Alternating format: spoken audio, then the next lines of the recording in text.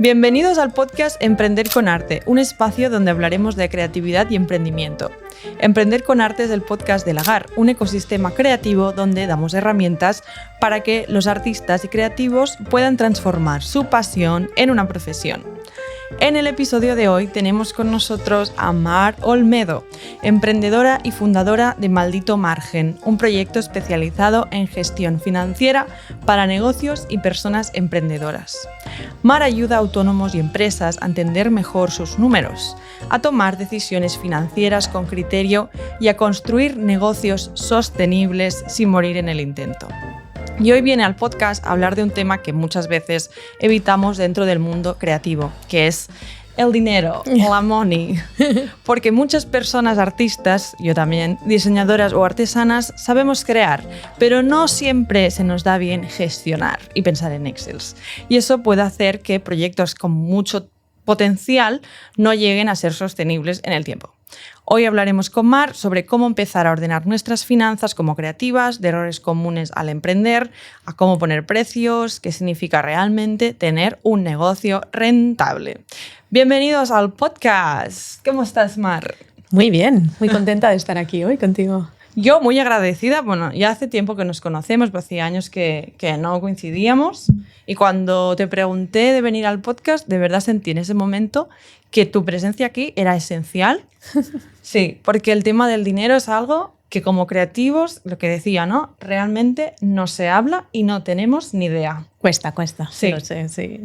Y para empezar me gustaría que explicaras un poquito quién eres, qué haces, en ponernos en contexto, ¿no? De una... Vale. Bueno, me llamo Mar Olmedo y desde siempre diría, ¿no?, que me he dedicado al mundo de las finanzas y es que soy una apasionada de los números.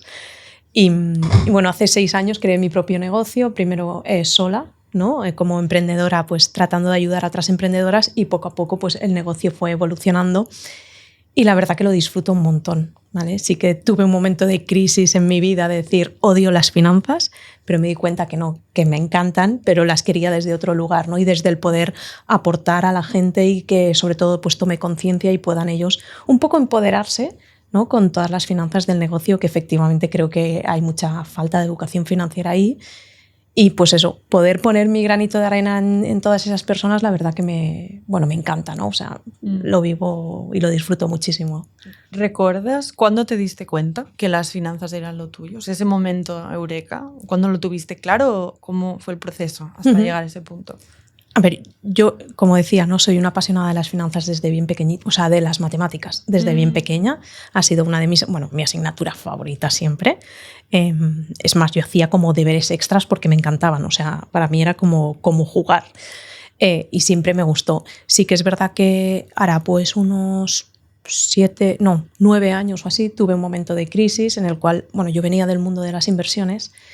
Y ahí empezó como a chirriar un poco porque los valores de la empresa con los míos no estaban alineados. Y ahí fue cuando dije, odio esto, no quiero más finanzas, no quiero volver a este mundo. Y lo dejé.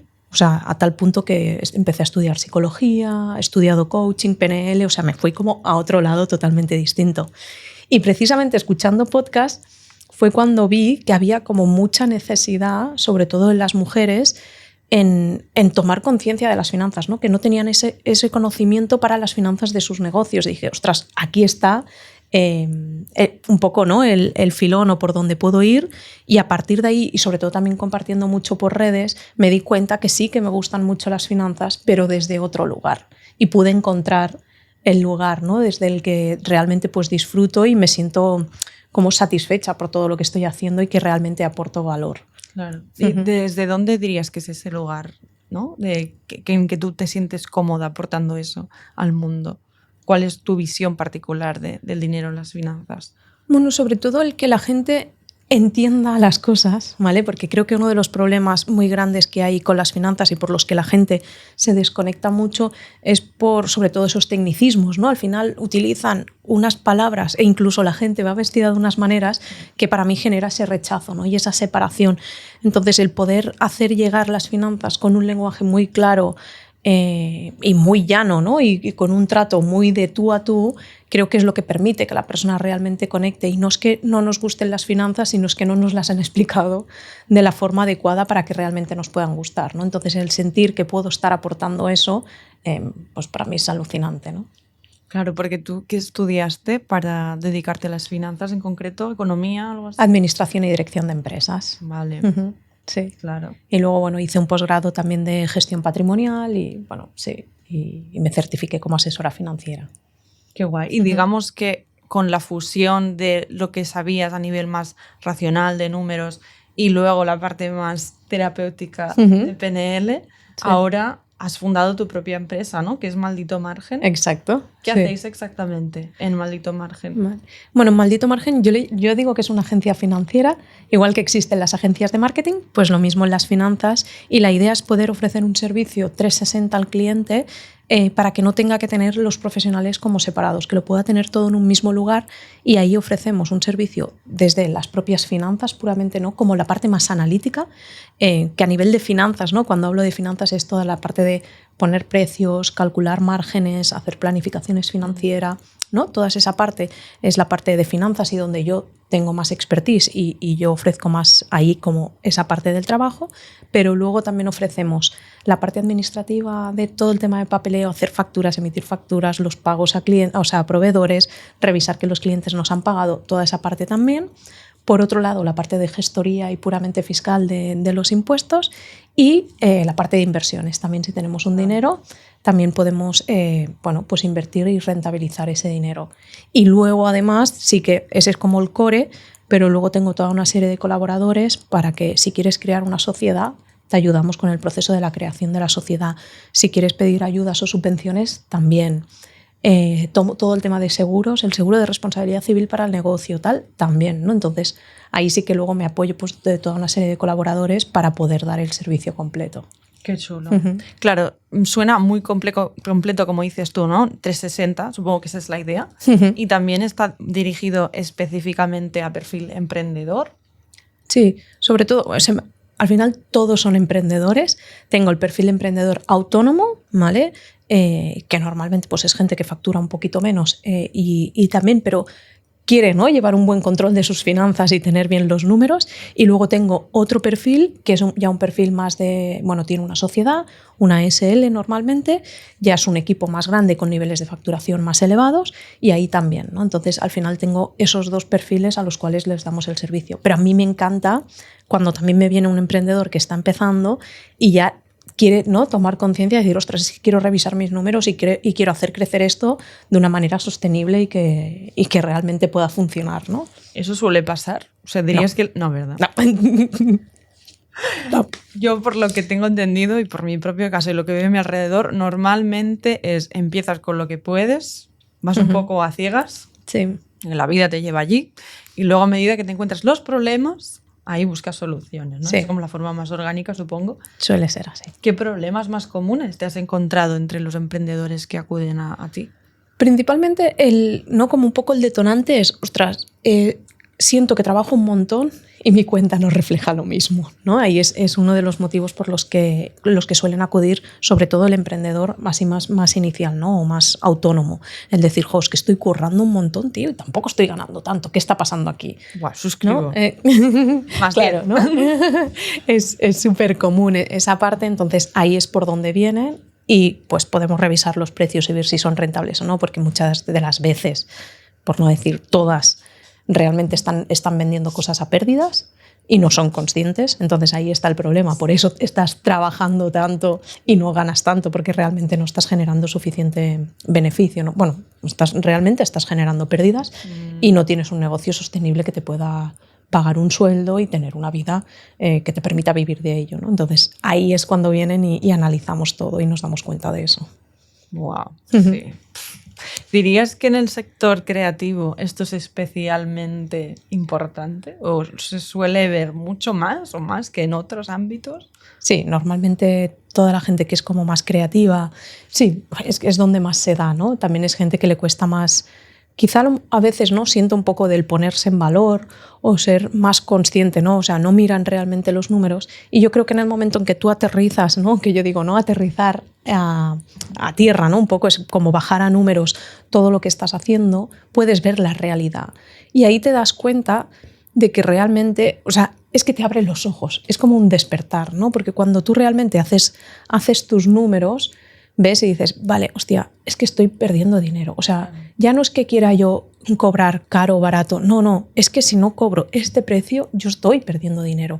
Y estoy perdiendo dinero no porque haya decidido tener un ritmo de vida que te cagas con un sueldazo que te cagas, no, para unos sueldos normales, ¿no? O sea, un sueldo para poder vivir y ya está, ¿no? Entonces dices, ostras, es que solo si tú quieres eso, necesitas poner estos precios y ahí tomas mucha conciencia y empiezas como a creértelo incluso más, ¿no? Decir, vale, escúchame, es que tiene que ser así, ¿no? Entonces sí que claro, en el sector creativo y demás es como más, a veces más complicado. Sí, bueno, de hecho, hemos estado hablando en este podcast anteriormente con muchos creativos, emprendedores, y se habla bastante del tema de que la artesanía, por ejemplo, o la producción local, claro, tiene unos márgenes de beneficios muy ajustados y que muchas veces no ponemos el precio de mercado que deberíamos poner porque no se puede pagar, o sea, porque la sociedad en la que vivimos, en principio... Pero eso es una creencia, que no se puede pagar. Vale, me gusta que digas eso. ¿Vale? Y fíjate que has dicho no se puede pagar, sí que se puede pagar.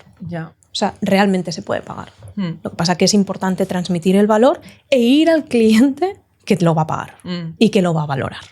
¿No? Esto es verdad que, claro, yo lo he vivido de primera mano porque mi hermano era diseñador de lámparas con artesanos, todos locales, de proximidad, y claro, yo le dije, llegó un punto que le dije, mira, tú no puedes hacer un producto con artesanos hecho, pues eso, 1 a 1, tal, y queriendo llegar a un público, pues como yo, un público, ¿no?, pues más joven, ¿no?, porque él quería como hacer llegar el diseño a público joven y más, ¿no? Y dices, ostras, no, porque es una lámpara que tiene que costar mínimo 200 euros para que te salga un poco rentable. O sea, que te deje un margen de un 10, un 15%. Es que no estamos hablando de ninguna locura de márgenes.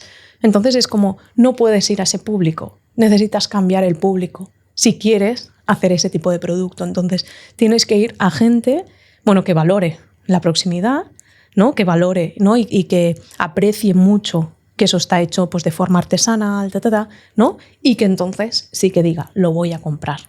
Pero no puedes ir a alguien que va IKEA y que te compran IKEA una lámpara, porque ese no es tu público. Entonces es importante dirigirnos al público, pero dinero hay y la gente lo paga. Al final es cómo valoras tú, ¿no?, y qué es para ti importante. A mí, por ejemplo, comprarme un iPhone me cuesta un mogollón. Yo lo veo carísimo y una burrada, pero hay gente que, claro, teniendo menos dinero que yo, compra un iPhone, pero ellos le ven al valor. Entonces, al final es la persona, no es que no lo valga, sino es que la persona tiene que ver el valor en aquello que va a comprar, ¿no? Claro, aquí es cuando entrarían en juego la parte de comunicación, totalmente, de estrategia de negocio y de finanzas, todas juntas. Y mentalidad. Y mentalidad. Y mentalidad propia, que está muy importante, sí, ¿vale? Por todas esas creencias, ¿no? De decir no. Y te diría que la mentalidad es una de las primeras. Porque si tú no lo crees, no lo vas a poder vender. Es que si tú no te lo crees, la persona no se lo va a creer.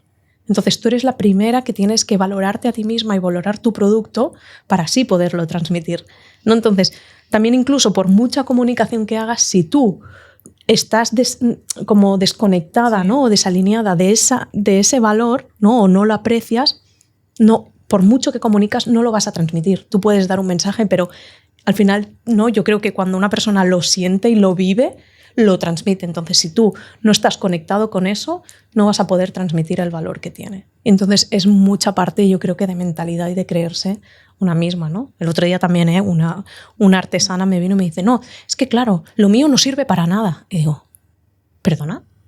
O sea, un momento. Salió de ella, ¿eh? Claro, ay, si dice no sirve para nada, ¿cómo vas a vender una cosa que tú ya misma dices que no sirve para nada? Y para ella el que no sirve para nada es que no es una necesidad principal. ya. Pero digo, ¿cuántas cosas todos tenemos en casa que no sirven para nada y las compramos? Por lo tanto, eso fuera. ¿no? Y al final eran unas cosas de madera súper bonitas para críos, incluso pues como puzzles. ¿No sirve para nada? Sí, ¿no? Y todos queremos regalar cosas, ¿no? Claro. Entonces sí que sirve, pero si tú ya estás con esa creencia de esto no sirve para nada, apaga y vámonos. Sí. Entonces, sí. Mentalidad también muy importante. ¿Qué otros aspectos de la mentalidad podríamos trabajar como emprendedoras creativas para hacernos fuertes? Si te ocurre algo más. O sea, aparte del valor. Bueno, y analizar un poco las creencias y cómo nosotras nos hablamos, ¿no? Fíjate tú también antes, todas estas cosas que nos vamos diciendo a veces no somos conscientes, ¿no? Y es interesante o compartir con otra persona, porque a veces una misma lo dice y no te das cuenta, ¿no? Porque analizarte a ti misma es un poco complicado, pero si estamos, ¿no? Como tú y yo ahora hablando, yo te digo, hostia, ¿en serio es así? ¿No? Entonces poder cuestionar a la otra persona es donde vamos detectando esas creencias limitantes y es importante trabajarlas y darles un giro, ¿vale? Para realmente ver y decir, vale, no, quizá no es así, ¿no? Entonces ir trabajando también toda esa parte de creencias que afectan también mucho ahí. Claro. Bueno, ahora que lo has dicho, por ejemplo, empiezo a ver que en el caso de Lagardère hacemos productos de muy buena calidad. Entonces eso tiene que implicar sí o sí mayor precio que la media de productos de papelería. Sería lo mismo comprarte una libreta en Tiger o cualquier empresa de este estilo que en una marca de producción local con mejores papeles, ¿no? Pero es verdad que esto es importante transmitirlo y luego también saber qué tipo de público apreciará esto. Claro. Que eso también implica que sea un público más nicho. Pero bueno, en el arte también nos pasa lo que decías antes de que hay la parte subjetiva muy fuerte y también lo que has comentado que le pasó a tu clienta, ¿no? De no se considera el arte como una primera necesidad. Yo creo que eso está cambiando, que con la IA seguramente cada vez más se irá viendo todo esto como más importancia. Vale. Espero que sea así. Podría ir por muchos caminos, pero yo de verdad espero que sea así. Pero bueno, mientras tanto... Bueno, y sobre todo transmitir ese valor. Ya, sí, ¿Sabes? O sea, decir, ostras, ¿por qué es importante, ¿no? ¿O por qué comprar mi libreta y no una de Tiger? O, ¿no? Entonces, y al final también toda la experiencia, ¿no? No es lo mismo abrir una libreta y el papel, ¿no? Y la experiencia que tú tienes con un papel de una libreta de ese tipo, claro, que con una de Tiger que las hojas son de papel de fumar y que escribes algo y tal, ¿no? Y poco se te... Sí, ¿no? Pues todas estas cosas, entonces hay que también transmitir todo eso y que la persona lo sienta ya no solo como, no es una libreta, es como, es todo lo que envuelve, ¿no? Y las emociones que esta libreta te dan gracias a tenerla, ¿no? Entonces un poco por ahí. Es que me encanta porque hemos venido a hablar de finanzas y estamos haciendo terapia, como siempre en este podcast. Aquí se sienta el invitado que acaba siendo mi terapeuta. Bueno, mira. Bueno, hay un término que hemos hablado que a mí me peta la cabeza y creo que es muy importante y no se acaba de entender. ¿Qué es la rentabilidad exactamente? Vale. La rentabilidad es el beneficio que a ti te queda al final de todo, ¿vale? Digamos, una vez has descontado todos los costes que tiene el negocio, el beneficio final, esa es la rentabilidad, ¿vale? Rentabilidad, beneficio, margen, o sea, podemos utilizar lo que ingresas un poco menos lo que gastas. Lo que te cuesta. Sí, ¿vale? Entonces, ¿qué detecto yo sobre todo también en artesanos? Que cuando ponemos los costes, tenemos en cuenta solo los costes que se llaman directos, ¿vale? Que son los costes asociados al producto, ¿no? Es decir, por ejemplo, en las libretas, el papel, si es con espiral, pues la espiral, ¿no? La imprenta, tal, pero no tenemos en cuenta el tiempo que nosotros le estamos dedicando a eso, ¿no? Y a todo el diseño y todo. Entonces, ahí, si no tenemos en cuenta nuestro tiempo, ¿no? Y nos asignamos un sueldo, la rentabilidad nunca va a ser una rentabilidad cierta, ¿vale? Porque nos estamos autoengañando, ¿no? Entonces, sí, una libreta te puede salir que es rentable, pero si no es capaz de pagarte a ti un sueldo, ¿de qué sirve? ¿Sabes? Entonces, realmente dentro de todos los... O sea, se tienen que contemplar todos los costes. Hay una serie de costes directos que son los que están directamente asociados al producto y luego estaría todos los costes indirectos, que yo digo, ¿no? Los costes indirectos son aquellos que tú tienes por el hecho de levantar la persiana en el negocio. ¿Vale? De irte a trabajar o poner tu tiempo allí. Claro, estar entonces, una hora haciendo X. Bueno, y el gestor, los autónomos, si tienes un local, el alquiler del local, tu sueldo podría ser también un gasto indirecto, ¿no? Entonces, todos esos gastos que dices ya solo por el hecho de subir la persiana ya los tengo. ¿vale? Y luego a partir de ahí están los gastos indirectos, los directos, que son los que están directamente relacionados, ¿no?, con el producto. Entonces, decir, ostras, si yo produzco libretas voy a tener toda una serie de gastos asociados a las libretas, pero si produzco lámparas tendré unos gastos diferentes, ¿no? Esos son los gastos directos. Y los indirectos son los generales del propio negocio. Entonces, es importante tener en cuenta todos los gastos. Claro. ¿Vale? Aquí también la pregunta podría ser, ¿y yo cuánto tengo que poner la hora? ¿Pongo 20 euros la hora? ¿30? ¿De qué depende? Claro, el coste por hora, sí. ¿vale? Ahí el coste por hora es uno de los cálculos que se puede llegar a hacer. Entonces, hay distintas formas de hacerlo, ¿eh? Mi forma de trabajar es teniendo en cuenta qué sueldo quieres tener tú, ¿vale? ¿Cuál consideras que debería ser tu sueldo? ¿Qué jornada laboral quieres hacer? ¿Y cuántas vacaciones al año quieres tener? ¿Vale? Que es verdad que para los emprendedores, no sé, yo las vacaciones hace tiempo que no sé lo que son, pero ¿vale?, para hacer mis cálculos y mis números yo las tengo en cuenta, ¿no? Decir, vale, ¿qué sueldo me gustaría cobrar? Más allá de que el negocio sea capaz o no de pagarlo, pero decir, vale, voy a hacer un cálculo para que si vendo lo suficiente mi negocio sea capaz de pagar ese sueldo. Entonces, eso, ¿qué sueldo quiero cobrar? ¿Qué jornada laboral quiero hacer? ¿Y cuántas vacaciones? A partir de ahí puedes llegar a sacar un coste por hora. Claro, porque sabes cuántas horas vas a trabajar, ¿no? Sí. Y luego cuánto necesitas cobrar anualmente, divides una cosa entre la otra y ahí te sale tanto la hora. Sí, lo que pasa es que es verdad que yo es eso, también tengo en cuenta las vacaciones. ¿Por qué? Porque si yo un mes estoy de vacaciones, yo necesito generar suficiente los 11 meses restantes para cubrir ese mes de vacaciones. Claro. Porque mi idea es que el mes de vacaciones yo siga teniendo mi sueldo. Sí, y de hecho tengo un mentor que también me dijo, incluye los días de formaciones. Vale, sí. O sea, los días que no estarás por ahí, vale, sino claro. que estarás... Sí. ¿Cómo lo ves esto? Sí, totalmente de acuerdo. Es verdad que ahí luego a mí me ha faltado comentar que hay, como yo le digo, lo que son las horas productivas o improductivas, ¿vale? Entonces, yo luego el total de horas lo divido por el porcentaje de las horas productivas, ¿vale? ¿Qué quiere decir esto? Que si yo de mi jornada laboral, por ejemplo, el 70% lo estoy dedicando realmente a estar con mi cliente, a trabajar, ¿no?, a hacer tareas del negocio, pues lo divido por un 0,7, entonces me dará el coste, ¿vale? Teniendo en cuenta, ¿no? Es una forma de imputar eso, de 30% de horas que yo no estoy realmente generando dinero como tal, pero estoy haciendo tareas del negocio que son necesarias, pero que no me generan unos ingresos directos. Sí. Entonces sí, lo que comenta. Sí, por ejemplo, una tarea que me implica un ingreso directo sería yo diseñar algo, estar diseñando para un cliente de branding, ¿no? Sí. Pero en cambio yo cuando estoy enviando mails a mi gestor o esas tareas secundarias que van asociadas pero que no repercuten directamente, sería el 30% que sugiere, ¿no? Vale, sí. Vale. Guay. Claro, exacto. Al final son tareas que tú sí o sí las tienes que hacer, pero no te generan dinero, ¿vale? Sin embargo, las otras, aunque a veces no nos generan el dinero de forma totalmente directa, porque a veces diseñar es como, bueno, estoy pensando, pero no. Pero el objetivo es que haya unos ingresos que procedan de esa parte de las tareas que estás haciendo. Vale, entonces por ahí va, sí. Y para calcular presupuestos, ¿tú crees que tenemos que hacerlo a partir de más o menos cuántas horas voy a dedicarle a esto multiplicado por el coste hora que decíamos antes? ¿Lo ves bien? ¿O sugerirías algún otro tipo de forma de hacerlo? Vale, no, esa me parece una buena forma. Aquí hay dos cosas. Una es nuestro coste por hora y otro el precio por hora. ¿Vale? Son dos cosas diferentes, ¿no? Igual que cuando tú compras una libreta, sabes que el papel me vale tanto, no sé qué, no sé cuánto. Si tú sabes el coste de la libreta y luego la libreta la vas a cobrar a un precio más elevado, con nuestro tiempo sucede lo mismo. Tú tienes tu coste por hora, pero luego el precio al que vendes tu hora, ¿vale? Entonces son dos cosas diferentes. Y la diferencia entre el coste y el precio es el beneficio de tu tiempo, ¿vale? Entonces, cuando hacemos un presupuesto, me parece bien el tema de las horas, pero más allá de eso, o sea, para mí es la base principal, ¿no?, a partir de la cual yo hago los presupuestos, es en base a todo el tiempo que pienso que le voy a dedicar, siempre sumando un poco más, porque ya sabemos que a veces nos pillamos un poco con los tiempos. Siempre hay cosas. ¿Vale? Pero eso lo que nos va a dar es como un precio orientativo y luego tenemos que ver el valor de lo que le está aportando al cliente aquello que estamos haciendo, ¿vale? Y el valor, ¿no?, de lo que estamos vendiendo. Entonces eso también es súper importante.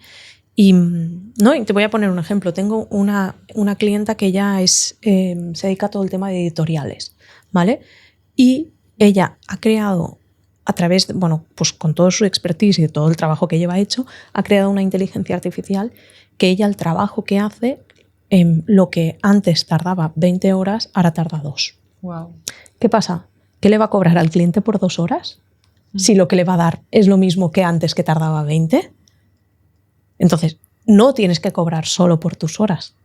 No es por lo que yo te estoy ofreciendo. Al final yo te estoy ofreciendo este servicio. ¿Cuánto vale este servicio? Tanto.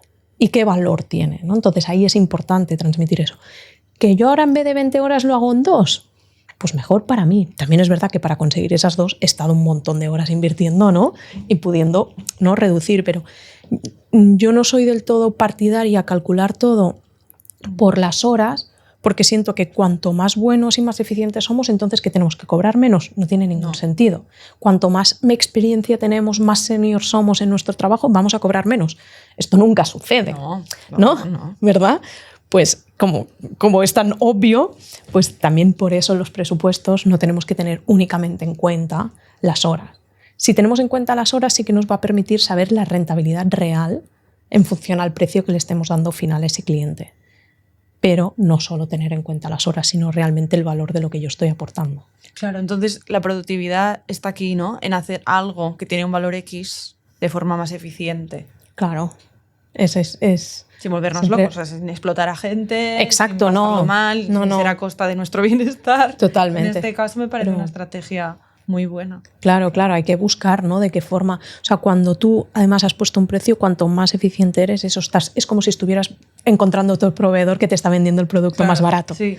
¿Vale? Entonces, esto es un poco lo mismo, ¿no? Si tú consigues el mismo papel a otro proveedor que te lo consigue más barato, ostras, tú ahí estás ganando más dinero, a pesar de que el producto sigue siendo el mismo, tú vendes lo mismo, pero ganas más porque has conseguido mejorar las condiciones, ¿no?, de los costes. Pues aquí vendría a ser un poco lo mismo con nuestro tiempo.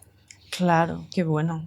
Sí, esto de la rentabilidad a mí me abre los ojos mucho, porque fue como decir, es que yo estoy invirtiendo en una cosa que yo espero que me dé un retorno, porque si no, o sea, hay un error, creo, es principal, de pensar que tú haces algo por amor al arte y no para ganarte la vida de ello. Yeah. Que con los artistas nos pasa mucho, porque claro, te gusta mucho y el lo arte disfrutas, no sé qué, ¿no? Sí, y ahí ya, bueno, entras en dinámicas que pueden ser muy nocivas. Entonces yo me di cuenta de realmente, si yo no tengo ese margen de beneficio, esto no puede crecer, porque tener un extra entre lo que me gasto y lo que luego se me devuelve es lo que me permite reinvertir para crecer de forma exponencial. Si no, siempre me quedará igual cubriendo mis gastos, ¿no?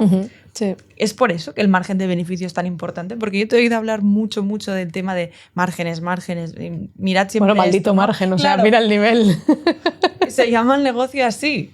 ¿Cuál es la importancia real del margen y qué nos está diciendo? Es que el margen es que nos da la información de todo, porque primero ¿no? Es vale, ¿cuánto beneficio me está quedando a mí? Pero si yo conozco, ¿no?, el margen se calcula en porcentajes, ¿vale? Entonces, si yo conozco mi porcentaje de beneficio, yo sé también cuánto descuento puedo llegar a aplicar. Es decir, si yo tengo un margen de un 30%, yo sé que no puedo ofrecer un descuento mayor a un 30% porque estaré incurriendo en pérdidas. Entonces, el margen también me dice cuál es el descuento máximo que puedo llegar a ofrecer en ese producto. O si lo voy a vender a un tercero, ¿no?, va a estar lo voy a poner en una tienda ese producto, las tiendas normalmente se suelen quedar un 30%, sí, ¿no? Un 40% incluso. ¿Vvale? O un 50%, ¿eh? Ojo. Pues ojo, si tú no tienes un margen de un 50%, ya sabes que a esa tienda o así no puedes llegar a ningún acuerdo, porque si tú aceptas ese 50% sin saber cuál es tu margen, puede ser que estés palmando dinero. ¿Vale? Entonces el margen es muy importante conocerlo. Sí. O sea, para entendernos, si a ti te cuesta 2 euros, ¿no? El 50% sería que se lo vendes a 4, que es el doble. No. No. Ay, Dios. Exactamente. A ver. A ver. Bueno, no, sí. Es que el margen también es importante, ¿no? Tenemos el margen sobre ventas, entonces si tú lo vendas a 4, exacto, el 50% serían 2. Claro. Vale. Y ellos lo venderían a 8. Exacto, es que uno de los cálculos que hace mal la gente es decir, al 2 le sumo el 50% de 2, que son 3, no. Ya. ¿Vale? Por eso, entonces es importante que el camino lo hagamos bien, ¿no? Sí, pero normalmente un 50% de margen es multiplicar se por suele aplicar, bueno, en productos de papelería es lo habitual. Sí. Pero tú crees que, bueno, antes hemos hablado de un 10, un 20, ¿cuál crees que es un margen de beneficio saludable? orientativamente. Hay distintos márgenes dentro del negocio, ¿vale? Cuando queremos saber, existe el margen bruto, que es el margen del producto, que ahí lo único que tienes en cuenta es el precio de venta, sin impuestos siempre, por favor. Esto no lo puntúas, ¿sabes? Siempre se me olvida puntualizarlo porque yo lo tengo súper interiorizado y es como precio de venta sin impuestos y los costes sin impuestos. Costes del producto. O sea, los que lo decíamos, los costes directos. Ahí tenemos el margen bruto, ¿vale? Ese margen bruto sí que tiene que ser elevado, ¿vale? Porque es el que a ti te permite esto que comentábamos de las tiendas. ¿Y qué pasa? Que además debe ser elevado porque si tú la tienda te está ofreciendo un 50%, si tu margen es del 50%, quiere decir que ahí no vas a ganar nada y por lo tanto no te va a permitir luego cubrir todos los costes indirectos que comentábamos. Por lo tanto, tú tienes que tener unos márgenes de un 70%, un 80% o incluso a veces de un 100%, porque eso es lo que luego te va a permitir cubrir todos los gastos que vienen después de estos gastos fijos del negocio. Claro. ¿Vale? Entonces, todo depende del tipo de negocio, qué estructura de gastos indirectos tenga, ¿vale? Si tú tienes una estructura de gastos indirectos muy elevada, necesitas unos márgenes brutos muy elevados. Si no tienes muchos, podrías bajar un poco tus márgenes brutos porque no necesitas generar tanto porque tus costes no son tantos. ¿Sabes? O sea, también depende un poco de la estructura que tengas que sostener. Claro, exacto, ¿sabes? Pero por eso es como muy importante revisar bien todos esos números y que cada negocio conozca bien, ¿no? Y uno de los problemas es esto, cuando nosotros ponemos los precios copiando a la competencia. No sabemos qué estructura de costes tiene la competencia. Quizá podemos saber a cuánto está comprando el papel o cuánto. Eso lo podemos quizá intuir, ¿no? Cuando somos conocedores bien de nuestro sector. Pero luego desconocemos si está pagando un alquiler, si al trabajador le paga 1.000 euros o 2.000, si, no sé, 20.000 cosas, ¿vale? Entonces no podemos poner precios copiándonos a la competencia porque no sabemos si la competencia está teniendo márgenes o no. Y al final ¿Y cómo lo está consiguiendo? Sí, puede entonces, ser de muchas formas. Claro, cada uno es importante que conozca bien sus números y sepa qué márgenes está teniendo. Incluso cuando empezamos, porque claro, al empezar es para mí, que igual es un error, pero para mí creo que es normal que no te salgan muy bien los números, ¿no? Al principio, y luego como que requiera más de tu parte invertir, porque igual las ventas no son tan grandes, no te conoce nadie, pero a medida que pasa el tiempo, ahí sí que tienes que ir viendo cómo esos márgenes van aumentando, porque si no esa rentabilidad no llega nunca, se considera que no es sostenible y eso no es un negocio. Eso es un bolsillo roto, digamos. Claro, sí que es verdad que puede ser que a los inicios pues, requiera de mayores inversiones, ¿no? Y eso haga pues, que nuestros márgenes se queden a cero o incluso negativos. Y no pasa nada. Para mí el problema está cuando pensamos que sí que estamos teniendo margen y no se está teniendo. O sea, por eso yo digo que la importancia de la toma de conciencia. O sea, yo me he encontrado muchas personas que me dicen, no, yo vendo esto y estoy ganando dinero. Y cuando yo reviso los números digo, tú estás perdiendo dinero. Y se piensan que están ganando dinero. Y es ahí donde está el problema. Si tú sabes que ahora esto lo estás vendiendo y estás perdiendo dinero, pero hay una estrategia detrás o hay unos motivos detrás, ok, ¿vale? O sea, al final todo tiene una explicación y se puede llegar a entender. Sí que es verdad que no tenemos que sostenerlo mucho en el tiempo, obviamente, porque si no, pues realmente no habrá sido una inversión y habrá sido un gasto. Pero si al inicio nosotros sabemos que requiere de, pues eso, a lo mejor pues más inversión en marketing, en publicidad y demás para darnos a conocer, pero siempre marcándonos, ¿vale? ¿Qué es lo que quiero conseguir de retorno? Y si ese retorno llega o no. Y si no llega, ser capaces de parar, ¿no? Que a veces también es como, venga, y más, y un poquito más, y un poquito más, y un poquito más, y aquello, ¿no? La bola se va haciendo cada vez más grande. Porque al respecto de esto, cuando te has encariñado mucho con tu proyecto, puede costarte decir, bueno, hasta aquí, esto no está funcionando. Primero, si no está funcionando, ¿qué podríamos hacer? Se me ocurre a mí reducir la estructura de coste, ¿no? Pues eso que has dicho, ir a un proveedor que te venda más barato el papel. O sea, eso sería bajar los costes directos. Correcto. Vale. Sí. ¿Qué otras cosas, qué estrategias podríamos hacer para mejorar la rentabilidad? También, o sea, se pueden reducir los costes directos o los indirectos, pero también ver,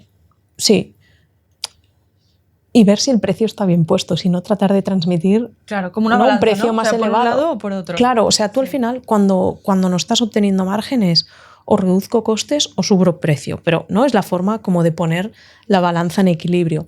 Entonces hemos de ver, yo no soy muy partidaria de solo enfocarme en los costes y en reducir costes, sino ver de qué.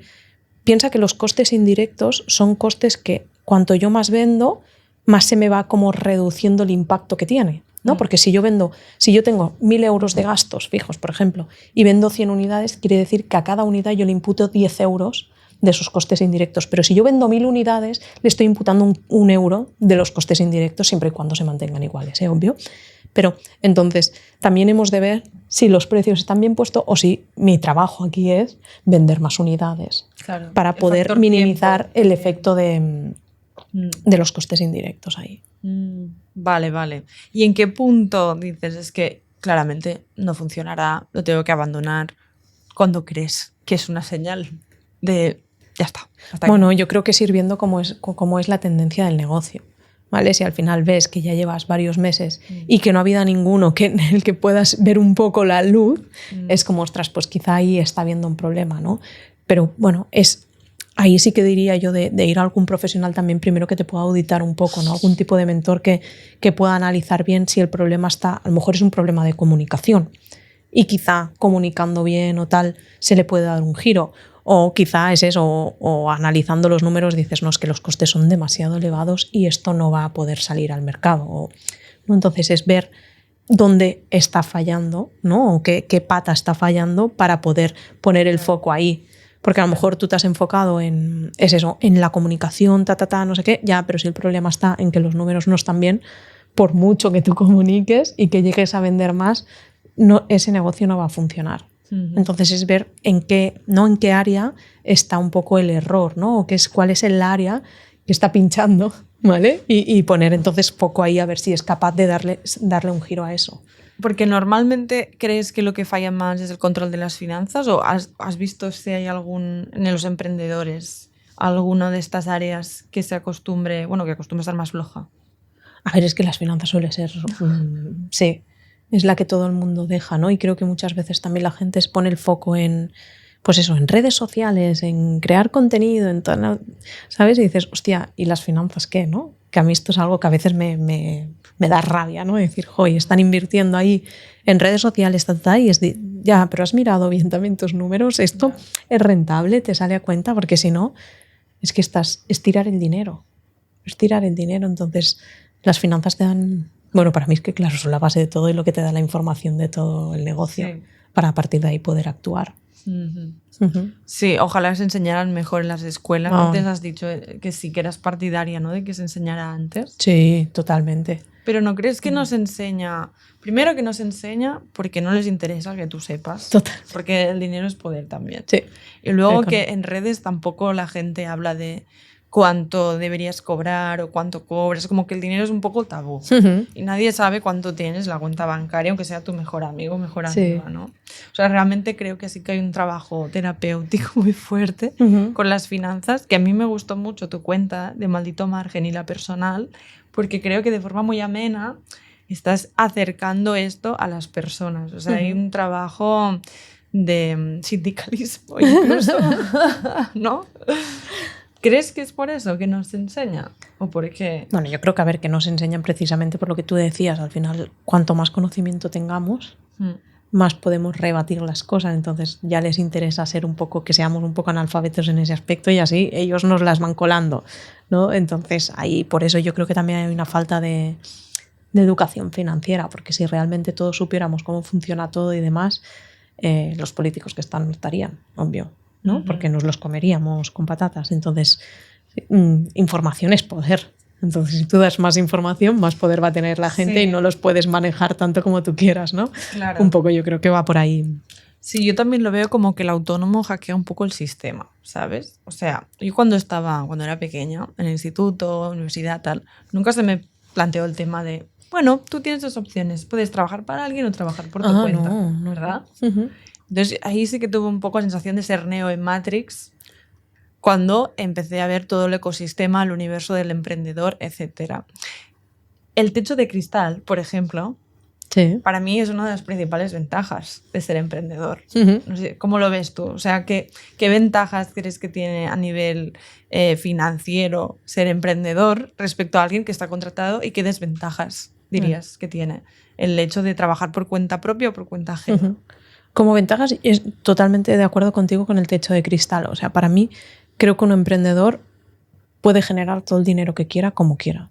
O sea, al final es cuestión de mentalidad, currártelo, pero que si te lo curras puedes llegar a facturar muchísimo, ¿vale? Entonces, cosa que por cuenta ajena pues al final está limitado al sueldo y al que a ti te vayan ascendiendo, pero hasta llega un punto donde ese ascenso tiene un límite, por así decirlo. Entonces, realmente la forma de romper eso es siendo emprendedor. O sea, no sé, yo es que para esto también nunca he tenido miedos, como yo sé que soy capaz de generarlo y creo que todo el mundo es capaz de generar, ¿no? O sea, al final si tú quieres y te lo curras, eres capaz de generarlo. Por lo tanto, para mí es una de las ventajas de ser emprendedor. Desventaja, yo creo que es el que desventaja, que tampoco, pero que nosotros nos tenemos que gestionar el dinero, ¿vale? Cosa que yo, uno de los mensajes que también defiendo mucho y que a veces digo la gente se me va a tirar encima, pero yo no creo que los autónomos paguemos más impuestos que un trabajador, ¿vale? Y es uno de los mensajes que sale mucho. Es que los autónomos pagamos un montón, es que... No. O sea, no. ¿Qué pasa? Que nosotros nos tenemos que gestionar ese dinero.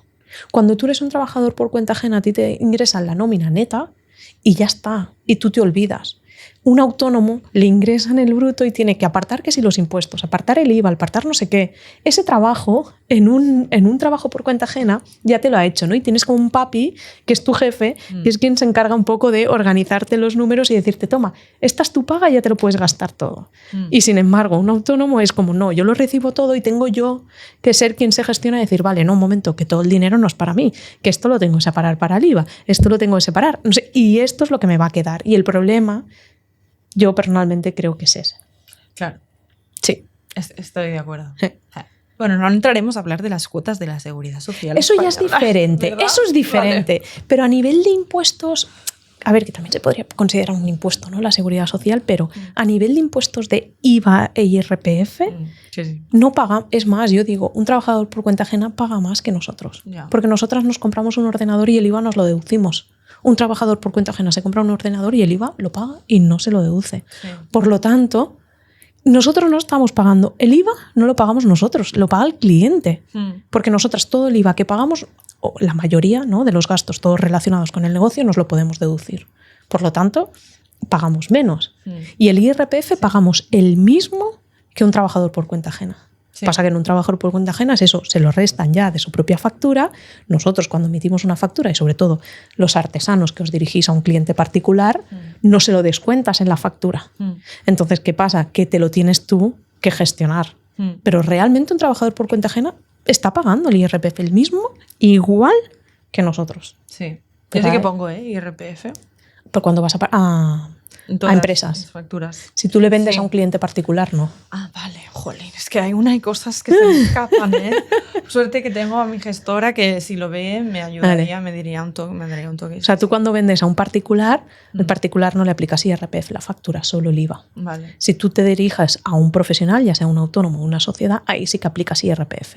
Vale, es que hay mil cosas. Yo estoy de acuerdo contigo, muy de acuerdo con el tema de los impuestos y además porque soy consciente que están para algo. Sé que esos impuestos, claro, luego nos sirve para tonterías normalmente. Bueno, podríamos llegar a discutir también esto, pero... el tema político, etcétera. Pero ¿tú qué opinas entonces de las cuotas de la seguridad social españolas? Va.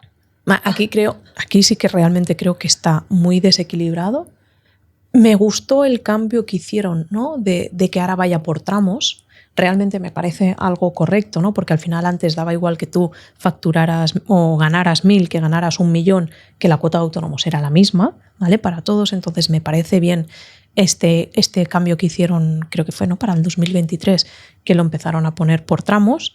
Lo que no veo bien es la forma en cómo han hecho los tramos. Claro. ¿Sabes? Que dices, hostia, una persona que que de beneficio le quedan, ¿no?, menos de 600 euros, ya está pagando unos 270, 200... No me sé la tabla 260, de memoria. Vale, no me la sé de memoria. Pero luego, claro, una persona que ya empieza a ganar más de 6.000 euros son, no sé, quizás 600 euros. Claro, a nivel proporcional no tiene ningún sentido, ¿no? Porque para uno representa casi la mitad. Sí, exacto, ¿no? Te iba a decir un 40 y pico %, y en el otro representa un 10%. Y es como, tío, qué cabrones, ¿no? Ahí es donde no está del todo bien. Lo que no he llegado a hacer el cálculo es comparando con un trabajador por cuenta ajena que también paga la seguridad social, ¿no? Hay una parte que la paga la empresa, otra parte la paga el trabajador. Ahí no he llegado, no soy tan experta y no he llegado tampoco, no me he puesto si los hago los números seguramente los saco, ¿no? Pero no te sabría decir la diferencia con respecto a un trabajador por cuenta ajena. Pero es verdad que es eso, que los tramos pues no me parecen del todo equitativos y justos. Porque luego en otros países funciona diferente, ¿no? Sí, cada país tiene sus... Sí. Yo sé que en Francia, igual esto no lo he escuchado bien, pero en Francia me han dicho que es un porcentaje que depende de lo que ingresas. O sea, si ese mes no ingresas nada, pagas 0. Vale. Que me parece bastante que tiene sentido, vaya. Porque luego puede haber meses que no factures realmente y lo puedes compensar con otros, pero cuando tienes unos cuantos meses seguidos malos, ¿ahí qué podríamos hacer? Claro, pero también la seguridad social lo estamos pagando para luego tener supuestamente bajas, para posibles bajas. O sea, al final lo que estamos pagando de seguridad social principalmente es para eso, para las bajas, para la jubilación, que bueno, ya veremos si llega o no, pero bueno, se supone que se está pagando para todo eso, ¿no? Entonces al final no deja de ser un dinero que de alguna manera nos llegará, ¿no? Pero bueno, pero es verdad que también las formas en que, ¿no? Las condiciones que tiene un trabajador por cuenta ajena y un autónomo ahí también son muy diferentes, ¿no? Entonces nosotros estamos pagando y si nos ponemos de baja, no sé, yo estuve de baja y creo que cobraba 600 euros al mes. ¿Qué haces con eso? No haces nada. Nada. ¿No?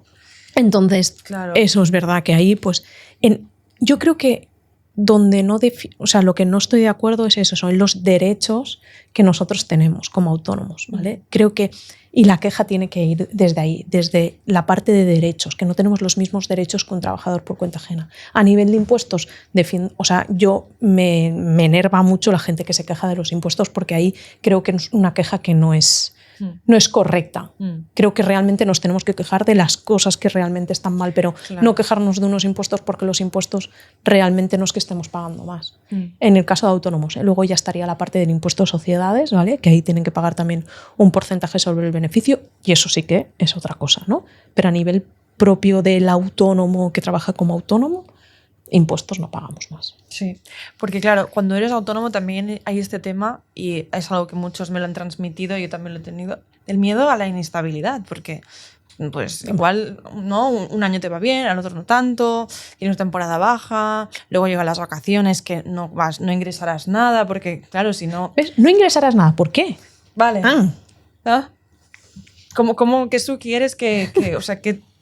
¿Qué estrategias podemos seguir para que esto no pase o para vivirlo mejor, esa aparente inestabilidad del autónomo? Bueno, es que al final es toda una balanza, ¿no? A mí me compensa el no tener un techo de cristal, hacer lo que quiera, entre comillas, ¿no? Con mi tiempo y demás, a cambio de, ¿no? Esa inestabilidad. O prefiero una estabilidad como me da un trabajo por cuenta ajena, que tampoco es 100%, porque al final te puede venir mañana el jefe y decirle que te despido, chao, y te quedas ahí sin trabajo, ¿no? Y la estabilidad se va... Claro, pero si te echan de un trabajo contratado, a menos tendrás el paro. Sí, claro, pero un autónomo no tiene el paro. Entonces realmente estamos desprotegidos. Por eso, que es más la parte de derechos, exacto, sí. Pero a nivel también es muy importante conocer el negocio, saber, ¿no? Esta estacionalidad que es, vale, qué meses me compran más, qué meses menos, y tratar o de buscar productos que nos permitan cubrir esos meses de más bajón o ver, ¿no? De qué manera se puede sacar algo que me dé más estabilidad. O sea, por ejemplo, yo con mi negocio es verdad que he sido capaz de generar un negocio que es bastante estable. Y yo todos los meses hay un mínimo que sé que me va a entrar y que a mí me permite cubrir todo y luego ya me van entrando cosas extras y demás que unos meses vendrán, otros no, pero sí que he sido capaz y he buscado un modelo de negocio porque a mí eso me da tranquilidad. Hay otra gente que no, que le encanta hago un pico, vendo en enero que te cagas y ya luego no hago nada. Bueno, sí, y te gestionas bien, ¿no? Ese dinero generado en enero para el resto del año o de los meses que no hay. Sí. Al final cada uno debe encontrar también la manera con la que se sienta cómodo. Sí, yo creo que el miedo viene más por cómo afrontar, o sea, qué herramientas tengo que tener o cómo me puedo proteger de las cosas que pasan en la vida, los eventos inesperados, pues... Vale. Ahí... Para que el día de mañana pueda afrontarlo, igual que otra persona, teniendo ahorros, por ejemplo. Exacto, es lo que te iba a decir. Al final es tener un colchón, ¿vale? Como el fondo de emergencia o un colchón financiero que se le dice, y es tener una serie de meses ahorrados, ¿vale? Para decir, ostras, no, o sea, al final el colchón lo que haces es, vale, tengo un colchón para 3 o para 6 meses. Lo que tienes que calcular es, vale, cuáles son tus costes fijos, ¿vale? Y ese dinero tenerlo ahorrado para tantos meses como quieras. ¿Vale? Entonces, si tú, por ejemplo, tus gastos fijos son de 1.000 euros, pues si tienes 3.000 euros ahorrados, sabes que puedes estar viviendo durante 3 meses a pesar de que no entre nada de dinero porque podrías tirar de ese colchón e ir cubriendo los gastos fijos. ¿Vale? Entonces, eso te da una tranquilidad brutal, ¿no? Saber decir, no, es que yo sé que si el mes que viene no ingreso nada, no pasa nada porque puedo tirar de aquí, ¿no? Entonces... Sí. O ver, ¿no?, cuánto de más. Por eso también calculaba cuando decía, ¿no?, el coste por hora y tenemos en cuenta las vacaciones o no. Al final las vacaciones puede ser que no generes nada de ingresos. ¿Qué estamos haciendo? Ver cuánto de más yo tengo que facturar cada uno de los meses para que me pueda cubrir agosto. Entonces, como que prorrateo esos ingresos en el resto de meses y los sumo, porque en vez de 1.000, pues tendré que facturar 1.100 cada mes. ¿Para qué? Para que cuando llegue agosto yo tenga mis 1.000 euros para poderlo cubrir. Vale. O sea, ¿y cómo hacemos el tema de ahorrar? O sea, ¿cuál es la buena o un consejo para que la gente pueda ahorrar mejor? Porque a veces nos cuesta. Ahorrar a principios de mes. Nada más, llega el dinero, se ahorra. Se separa. O sea, se separa y se ahorra. Ese es uno de los problemas principales por los cuales la gente no ahorra. Yo esto me lo enseñaron cuando empecé a trabajar en el mundo de las inversiones en aquella empresa, o sea, del principio de todo, y me dijeron, lo primero que has de hacer, Mar, es pagarte a ti. Y pagarte a ti es ese ahorro. Entonces a mí me llega la nómina y lo primero que hago es separar el ahorro. Y ya luego me puedo fundir todo el dinero de la cuenta que yo ya he ahorrado. Claro, yo a mi dinero lo he separado. ¿Qué hace la gente normalmente? Le ingresan la nómina, el sueldo, lo que sea, gasta y lo que queda al final es el ahorro. No, el ahorro tú tienes que decidir qué cantidad, ¿no? Entonces es como un recibo que te viene cada mes. Yo tengo una orden periódica, ¿vale? Entonces a mí cada mes yo sé que X días me llega el dinero, a los 3 días me separo mi ahorro, ¿vale? Entonces ya tengo esa orden programada, ¿vale? Para que cada mes sale ese dinero y yo ya está, ¿sabes? Sí. Entonces, luego ya, pues lo que me queda en la cuenta es lo que puedo ir gastando. Y yo es verdad que para eso pues nunca tiro, o pocas veces tiro del ahorro. No es como, bueno, este mes, mis amigos me han dicho ir a cenar, no me queda mucho dinero, pues voy a tirar del ahorro. Entonces, es como hacerte trampas al solitario. También es verdad que es interesante que para el ahorro tengamos un objetivo, porque ahorrar por ahorrar se puede como volver un poco, ¿no? Entonces yo tengo como distintos ahorros. Ahora, por ejemplo, pues hay uno que es para mis viajes del verano, ¿no? Entonces yo voy ahorrando para luego, en el corto plazo, es decir, en menos de un año, yo ese dinero me lo he fundido. Me lo he fundido en un viaje porque lo quiero disfrutar y porque también para eso está el dinero. Claro. Pero luego hay otra parte que la ahorro más a futuro, ¿no? O más cara a la jubilación o tal. Entonces tengo como distintas estrategias de ahorro y lo voy mandando a distintas cuentas o lugares en función del objetivo para el cual está. Ahorro que no es inversión. Exacto. Bueno. ¿Cuál es la diferencia? Vale. Ahorrar es separar el dinero, invertirlo es ya ese ahorro, ponerlo como a trabajar, ¿no? Para que nos genere un rendimiento. Sí, yo es verdad que yo ahorro, yo ahorro pues el tema del viaje o cosas así, el resto todo lo invierto. Vale. O sea, más para largo plazo siempre es inversión. Sí. Las vacaciones es verdad que de momento, o como mucho, buscar una cuenta remunerada, ¿vale? Que te puede dar un 2% o así a día de hoy de rentabilidad. Entonces dices, bueno, me genera algo, pero es un dinero del que tiraré. La inversión, yo también es verdad que llevo a cabo inversiones más de riesgo. Bueno, porque también sabes cómo hacerlo. Bueno, tengo un asesor que me asesora para ello, ¿vale? Esto también tengo un reel que un día de esto subiré. Yo siempre he invertido, nunca he invertido yo. Siempre he tenido un asesor financiero que me recomienda. ¿Vale? Que te dice, aquí el oro, no sé qué. Sí, no, claro, y él me dice, yo ¿vale? Entonces confío y donde él me va diciendo voy poniendo el dinero, ¿no? Nunca, a pesar de que tengo conocimientos y tal, no porque lo he hecho. Para la gente que nos esté escuchando, a ver, o sea, yo he escuchado muchas veces y por eso le he hecho la pregunta entre diferencias de invertir o ahorrar, que el dinero parado no sirve para nada. Porque hay que moverlo. ¿Por qué es esto? ¿Por qué pasa esto? Bueno, porque ya solo, ¿no? Creo que el concepto de la inflación lo hemos escuchado ya bastante. O sea, como el dinero va perdiendo valor. Sí. Por lo tanto, si lo tenemos en la cuenta corriente, va a ir perdiendo valor. Por lo tanto, es importante invertirlo para al menos compensar esa pérdida de valor que va teniendo ya de por sí, ¿no? Por la inflación. Al final, no sé, yo estoy flipando de cuánto cuesta el chocolate o el café a día de hoy. Sí. O sea, ¿no? Entonces dices, yo antes me compraba una tableta de chocolate a 3 euros y ahora vale 5. Pues si yo ese dinero lo tuviese solo en la cuenta bancaria, yo tendría 3 euros en mi cuenta bancaria, ahora ya no podría comprar el chocolate. Tendría que comprar menos cantidad de chocolate, ¿no? O sea, y precisamente por eso, ¿no? La importancia de invertirlo el para poder... se revalúa con el tiempo. Es que claro, el factor tiempo es muy importante. Es un poco así. Se ¿no? devalúa. Por culpa de la inflación. Sí. Entonces tú realmente, si no lo vas multiplicando también a un factor X... Pues cada vez eres más pobre. Sí. No te das cuenta porque el número es porque el la mismo, cantidad tienes la misma, pero tu poder adquisitivo, claro, ha minorado porque el coste de la vida ha subido. Sí. Y por eso hay que invertir. Exacto. Pero hay diferentes formas de invertir y hay gente que se dedica especialmente a esto, a aconsejarte dónde y cómo. Porque también hay los de largo plazo, corto plazo, ¿no? Claro, o sea, al final cuando nosotros queremos llevar a cabo una inversión es muy importante saber el objetivo, para qué estamos invirtiendo. Dentro de ese objetivo al final también está el tema del plazo, ¿vale? Saber con qué plazo o no, es eso, para qué horizonte temporal queremos ese dinero y cómo somos o no de adversos al riesgo. Hay gente que es muy conservadora y hay otra gente, yo por ejemplo soy bastante, en ese aspecto bastante arriesgada, no tengo como mucho apego al dinero, ¿vale? Entonces, yo soy una persona que suelo invertir con bastante, o sea, con bastante riesgo, no, pero también es verdad que a la larga, lo que dicen, ¿no? Todo el histórico que hay es que a la larga siempre acabas ganando dinero. Por eso también muy, muy importante el horizonte temporal. Porque si tú dices, no, mira, es que yo quiero porque el año que viene o dentro de un par de años me quiero comprar un coche, me lo invento, pues ahí no te vamos a recomendar invertir con riesgo, porque el riesgo puede llegar, o sea, claro, si en tú el inviertas, momento que tú lo necesites, a lo puede mejor haber pegado una bajada, claro, y dices mierda, ¿no? Pero a la larga siempre, a los 8 o 10 años, la tendencia siempre es alcista, ¿vale? Entonces, por eso, si al final dices, no, es que yo quiero ahorrar para la jubilación, o no sé, acaba de nacer mi hijo y quiero ir ahorrando para la universidad, ahí puedes asumir mucho riesgo, porque como no lo vas a necesitar en ese periodo tan largo de tiempo, vamos, casi 90% estará por encima, ¿vale? Y habrás ganado más que con una inversión conservadora, pero por eso todo es muy importante el horizonte temporal. Vale. Vale. Y tú todo esto lo gestionas con tu propio Excel, o sea, haces tu propio plan financiero de empresa y luego la personal. Sí. ¿Cuál es la herramienta básica de gestión de nuestras finanzas, tanto personal como profesionalmente? Excel. Bueno, yo es verdad que soy muy fan de Excel. Me encanta. ¿Y por qué? Porque el Excel me lo monto yo de la manera que me gusta. Bueno, primero que los disfruto mucho creándolos, ¿vale? Entonces me lo monto de la manera que más me gusta.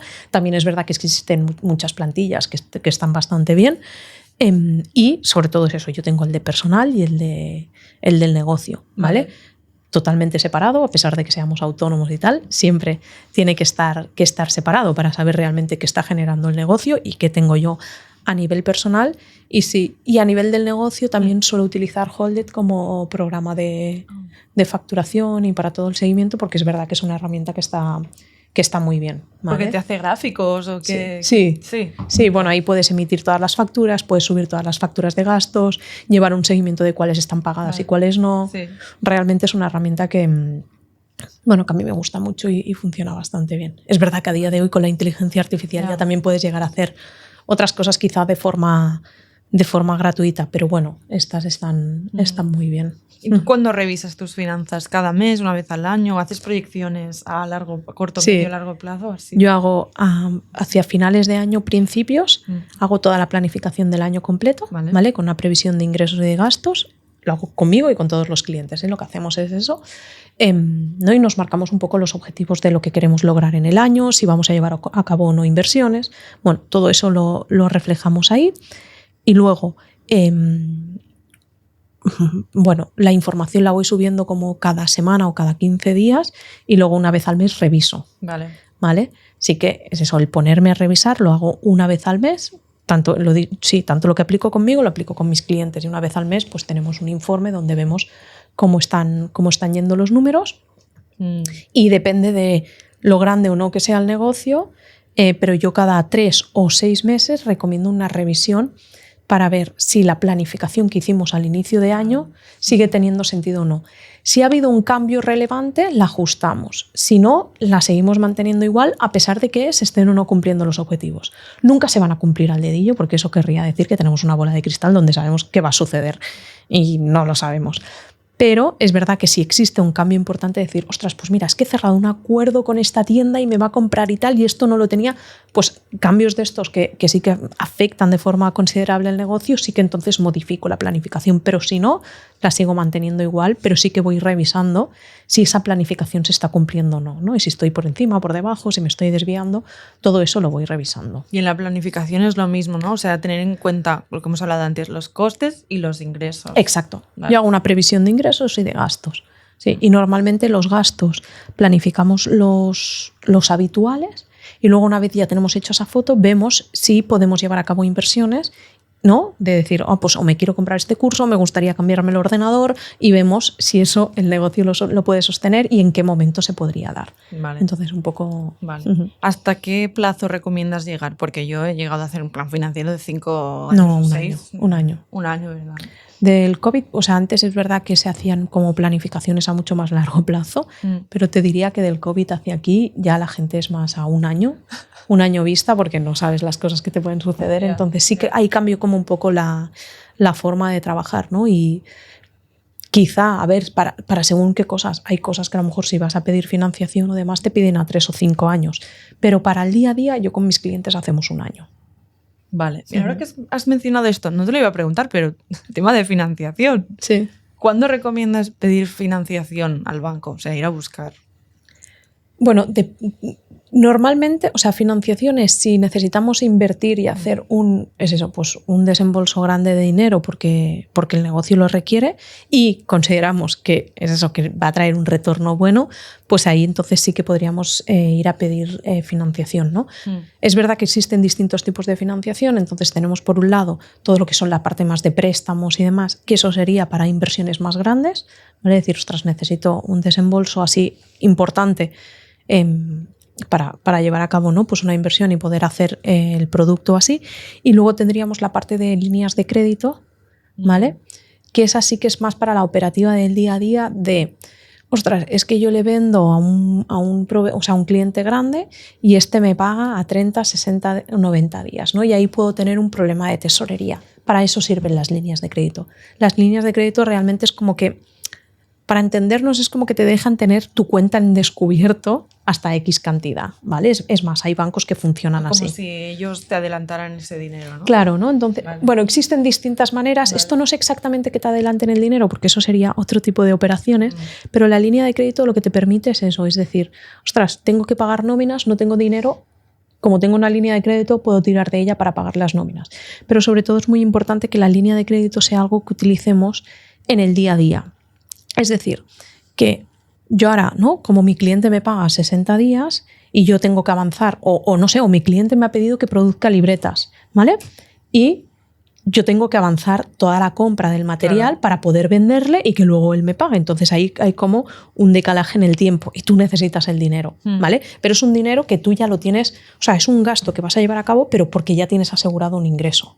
Entonces, lo único que a nivel de tiempos pues está jugando al revés, ¿vale? Entonces ahí dices, bueno, pues dispongo de una línea de crédito, a mí me conceden ahora el dinero, yo puedo entonces comprar todo el material y al final mi cliente me va a acabar pagando y podré otra vez cubrir la línea de crédito y la tendré otra vez a cero. ¿Pero va con intereses? Sí.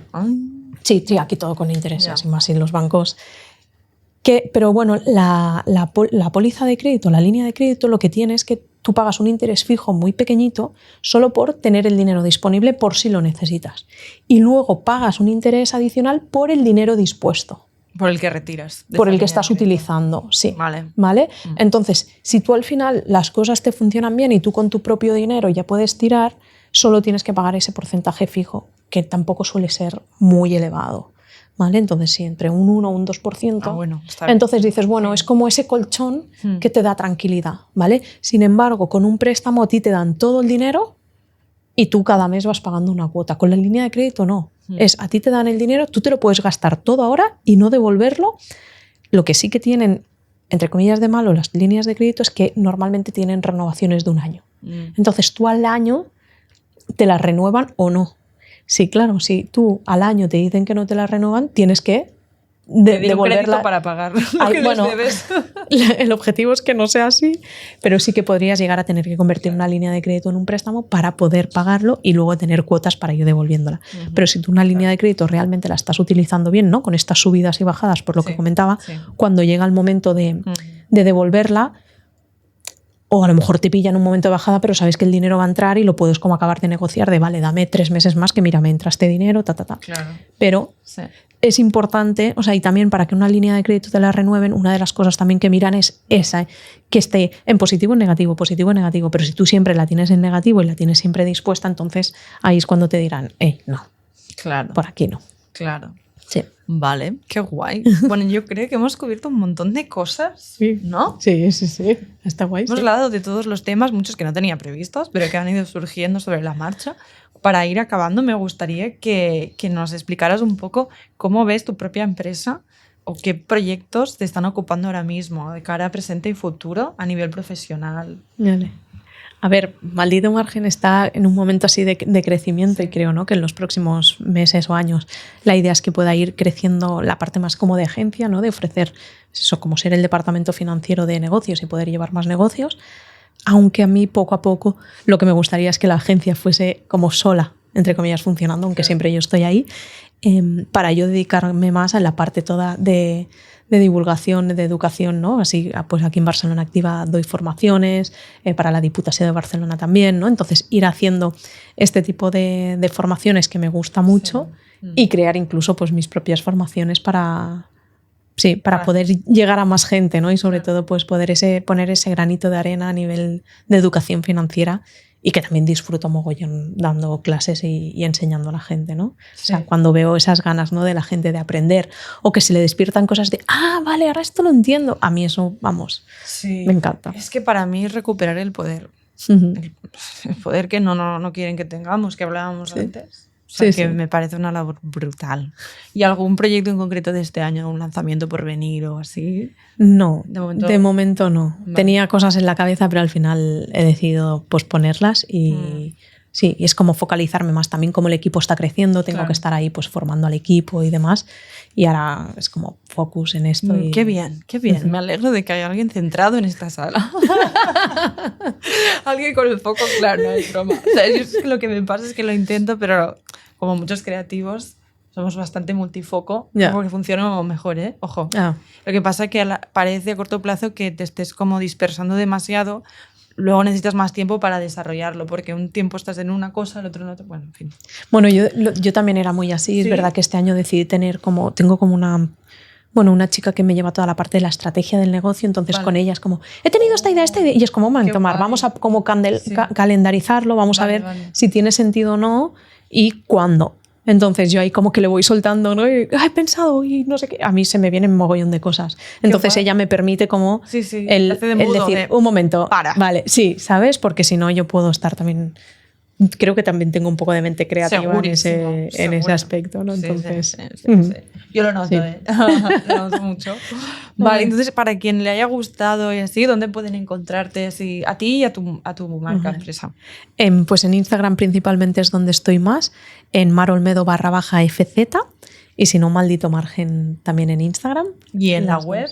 Y en la web malditomargen.com es la que está, sí. Vale, pues ya sabes. Bueno, que estoy trabajando en ello también, pero sí, estará mejor. ¿Cómo que trabajando en ello? Pues yo he visto tu web y es espectacular. No. ¿Qué? No. A ver, visualmente sí. Sí. Pero a nivel de contenido es lo que voy a cambiar. Pero bueno, claro, siempre se puede ir alimentando. Bueno, no va a dar un giro, voy a hacerle un... Wow, vale. Bueno, quien entre ya veréis que es una currada. A mí me encantó todo. Ay, toda gracias. La gráfica. Sí, bueno, sí, a ver, sí, debo decir que yo estoy in love. O sea, yo lloré cuando vi toda la identidad visual de Maldito Margen. Muy guay. O sea, lloré, como diseñadora, literal. Lo digo también, ¿eh? Que literal, me encanta. Atractivo, y refleja tu personalidad también. Totalmente. Que es importante para mí. Sí. Guay. Y bueno, un consejito de cierre para las personas que nos han estado escuchando, que son creativas, son artistas, son artesanas, son emprendedoras, al respecto de cómo abordar sus finanzas. La cosa más importante que deberían tener en cuenta ahora. Mira, lo más importante es tener las cuentas separadas.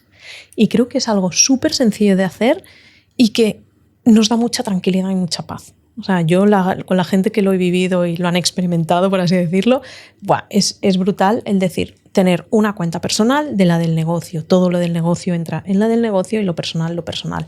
Solo ese pequeño paso ya te da como mucho orden y claridad y es algo sencillo, ¿no? Entonces, para mí, sencillo e imprescindible. O sea, entonces yo diría de hacer eso. Y si eso ya lo tienen, siguiente paso, pues un poco analizar los números y poder ver los márgenes. Sí, los márgenes y cómo de rentable es el negocio. Exacto. Qué guay. Y si vosotros creéis que solos no podéis, pues ya sabéis dónde encontrarla. Claro, sí. Para pedirle ayuda. El primer paso supongo que sería una reunión contigo. No sé. Sí, normalmente hacemos una sesión de valoración gratuita conmigo, donde vemos el caso y a partir de ahí, según las necesidades, pues pasa un presupuesto u otro. Al final todo es bastante personalizado. Genial. Ya tenéis la herramienta, chicos. Ahora no hay excusas. Hay que ponerse manos a la obra y que esos márgenes nos empiecen a salir a cuenta, porque está bien que nos guste lo que hacemos, pero también tenemos que sentir que el valor está bien percibido y vivir tranquilos y tranquilas. Y ganar dinero de esto, ¿no? Sí, o sea, para poder estar muchos años haciéndolo. Exacto. Sí, porque si no nos desgastaremos y ya no lo haremos más y la tarea que hemos venido a hacer no la podremos hacer. Así que importante.